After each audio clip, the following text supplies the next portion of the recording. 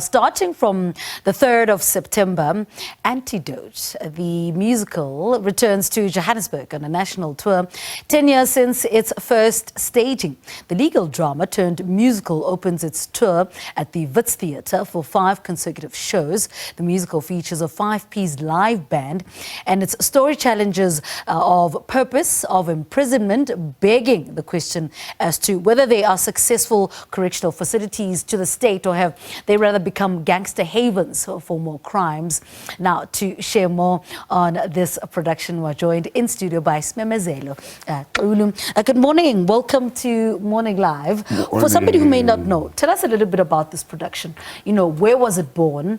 What was the inspiration behind it? Yeah, sure. So the production was born in Durban, KZN in 2013. It was conceptualized around that time.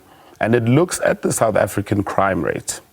Crime is one thing that makes us all kind of connect, whether we're from different class systems or whether we're pink, purple or green, different races. It's one experience that connects us all as South Africans.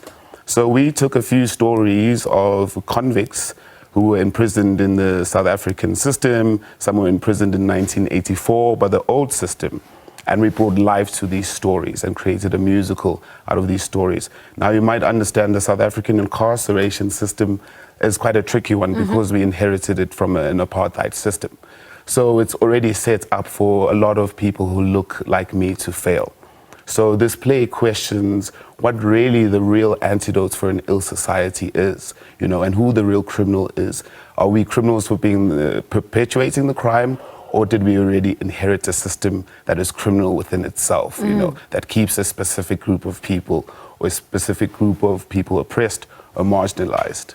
Speak to us about the research that went into this and how you had to make sure that it translates like that on stage. Yeah, so that's one of the most difficult parts that I had to encounter, because we used real stories of convicts. So we had to find one of the most gruesome stories we came across was a guy in Cape Town, and we won't use his full name. We changed some of the names to hide these people's identities, who had been charged for murdering 22 teenage boys who had raped them and strangled them.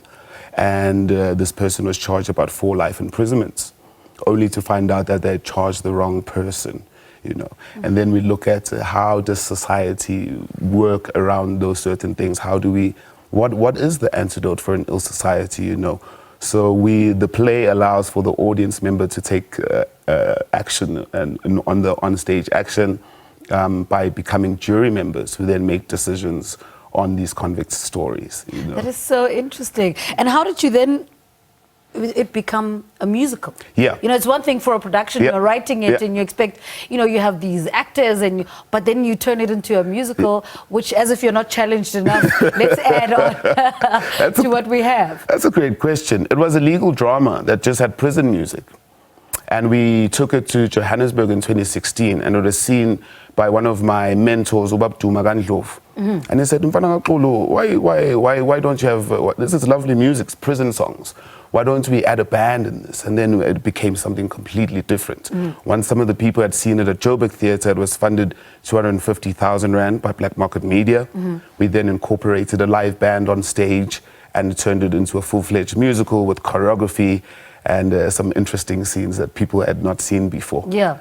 And this 5-piece live band. Yes. I mean, speak to us about speaking to them and saying, this is my vision, but I don't know, I want to see how that translates into musically what you guys see it. Yeah. So the nice thing about collaborative art is that as a writer, your work means nothing until you meet the performers and the musicians. And so they just took it and ran with it. I mean, these are prison songs that most people would know, but when you hear them on stage, you wouldn't even be able to identify it because of just how they compose and the renditions that have been used in the performance. The artists in the piece as well, really, really talented musicians as well, who use not only their bodies but their voices as well to help me tell the story.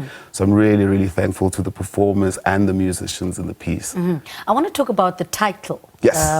Of this. I mean, it's so interesting. The more you speak about it, the more I'm like, okay, but he's gonna, talk about the title, but also because the way you then interpret it is different for everybody. Definitely.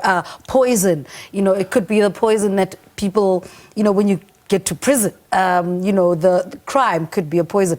How do you interpret it? It's lovely that you say that. That's one of the lines of the play. So someone suggests poison and says, well, if we're struggling with these gangs, why can't we just poison them all? And that's one of the things that are said. And the audience is actually the antidote, because they make the decision. They don't know this yet, that's the offstage action. But they are the jury members who then go back into society and be like, in my society, if someone does a crime, we shouldn't burn them. I think this is how we should address it. In my society, in my village, if someone does a specific crime like this is how we address it, I think ultimately the audience is the antidote, because they are the community, they are the society who decides what is criminal and what is wrong. It's not just imposed by us, by some apartheid government, so that we, a couple of years ago, it was wrong for a person like me to be in CBD, right? And it was criminal, and then we dismantled that. So it encourages the audience to then look at which laws serve us and which laws don't serve us anymore, which ones can we let go of and relinquish, which ones can we rewrite to serve us, yeah. So you're running at the Wits Theatre. Tell us a little bit about that. So yeah, we've had the support from Professor Malcolm Perky. We're going to be opening at the Wits Theatre from the 3rd to the 8th of September at 7 p.m. The tickets sell from 40 Rand for all students. If you're a student and you bring a ticket, your ID or your student card, you'll be able to score a ticket for 40 Rand. Group bookings are 100 Rand, and an adult ticket is 150. And then from the 1st to the 6th of October, we will then run at the Wits Theatre and the Joburg Theatre, and we'll travel on to Durban, PE, and Cape Town after that, and hopefully internationally. Are you surprised at the different ways people receive it? From the moment Durban, where it came from, to today? Yes, definitely. And the script has adapted to fit its audience wherever it goes. There's a lot of the lines were in Zulu when it was first conceptualized. When it migrated to Johannesburg, we met a lot of Tswana, Sotho performers who added their own ad-libs to make the story more real. And it's just been insane. It's just been really, really exciting to work with all of these guys. I think our biggest hiccup, our biggest obstacle in this journey has been funding. It's extremely difficult to self-fund your own production. Yeah. So we're hoping that this time around we could get a lot of people who can join us in making this 10-year celebration tour a really successful one. All right. Yeah. Thank you so much for coming through. I hope you succeed in this production, as well as the Joburg Theatre. I think it might also help. Yes, definitely. Staging it at the Joburg Theatre. Smemezelo speaking to us about the production. Smemezelo Xulu, Antidote, which is a story of an experimental aggression which using drug tested on inmates, only to have this attempt at fixing humanity backfire dramatically.